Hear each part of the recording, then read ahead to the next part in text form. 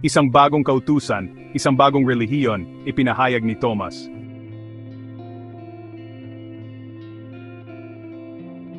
Ayon kay Thomas, bilang founder ng One World Religion o Iglesia ni Thomas, ang paghuhukom ay pagbubunyag ng tunay na pinagmulan ng tao at dahilan ng ating pag-iral.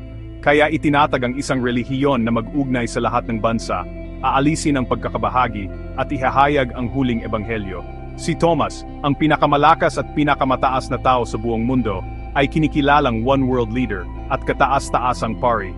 1. Ipinagbabawal ang iyutan ng kapwa-tao sapagkat labag ito sa Diyos, mapa-asawa man o kalaguyo o nobyo-nobya, magjakol pwede. 2. Ipinagbabawal din ang pagpapakasal at pakikipagtalik sa bakla sapagkat ito ay kasuklam-suklam sa Diyos. 3. Ipinagbabawal din ang pagdasal at pagsamba.